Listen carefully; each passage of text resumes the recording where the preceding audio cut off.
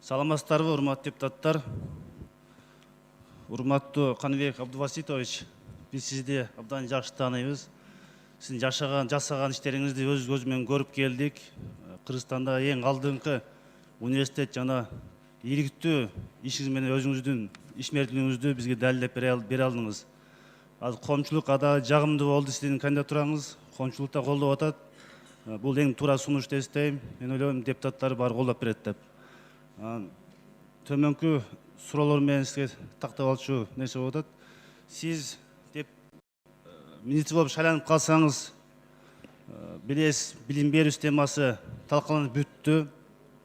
Көп жылдардан бери биз күткөндөй, биз ойлогондой болгон жок. Жылдан жылга артка кетип атат. Ушул биринчи ишиңизди эмне менен баштайсыз? Билим берүү системасындагы көйгөй өтө оор, көп тармактуу, бир топ системалуу кризис бар экенин билем.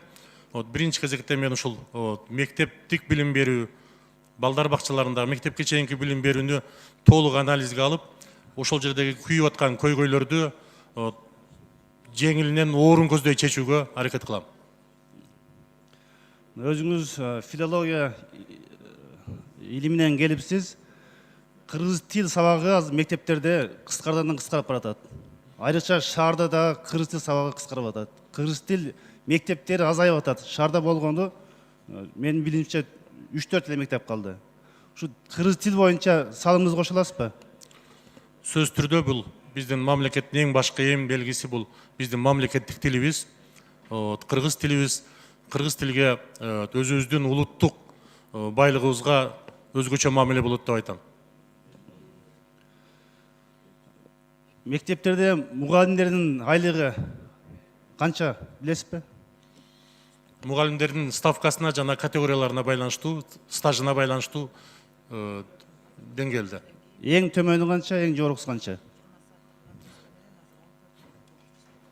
20 сааттык нагрузка менен бүгүн 14.800 сом алып атат. Ал эми эгерде октябрдан 30% көбөйгөн болсо, көбөйгөндөгү октябрдагы маселе, сиз айтып аткан маселе, азыр мен чочулап өзүм дагы ушуга катуу маани берейин деп атам. 30% эртең өкмөт тарабынан коюлган акча мугалимдердин колуна туура, так эсептер менен жетиш керек деп ойлоп атам да.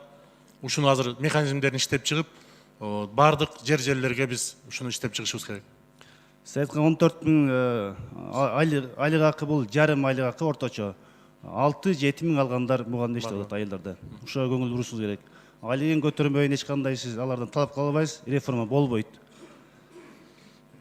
Сиздин ишиңизге ийгилик каалайм. Эл үмүттөнүп турат, биз да үмүттөнөбүз. Келсеңиз бир Ош университетин оңдогондой кылып, бул билим берүү министрлигинде оңдоп реформа жасап кетиңиз.